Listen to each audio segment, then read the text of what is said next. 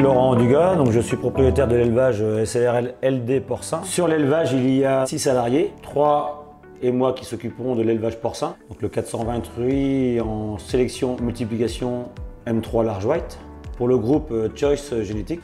Et les 3 autres s'occupent des cultures et de la fabrication d'aliments pour les cochons. Ici, le point fort ou la contrainte de l'élevage, c'est que j'impose à tout le monde une conduite simple et durable pour que ce soit fun et rentable.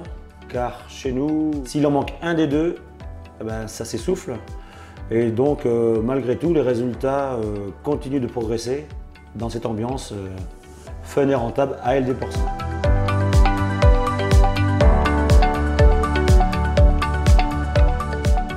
Donc aujourd'hui, on se situe à LD Porcin, à peu près 14,5 porcelets sevrés par truie.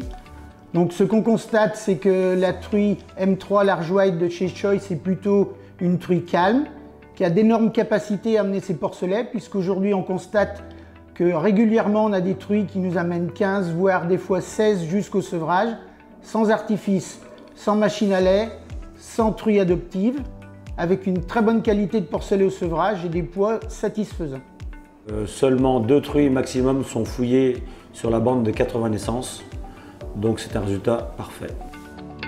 La semaine de Miss Boss se déroule très bien pour nous. On retrouve une certaine quiétude dans la maternité. On laisse au maximum la nature faire, on ne déclenche aucune truie et tout se passe pour le mieux.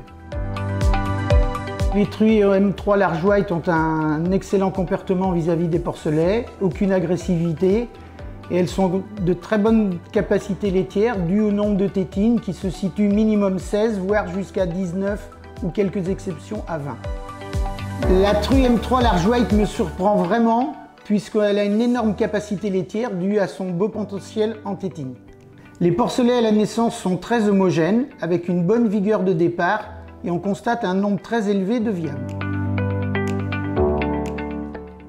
Les porcelets au sevrage sont très beaux et démarrent très bien en post-sevrage. La principale cause de réforme, c'est l'âge de la truie. Au-delà de 6 portées, on réforme pour garder un cheptel assez jeune avec un bon potentiel laitier. Les truies M3 Large White sont plutôt robustes avec de très bons aplombs. On porte l'accent beaucoup sur les aplombs au niveau de la sélection.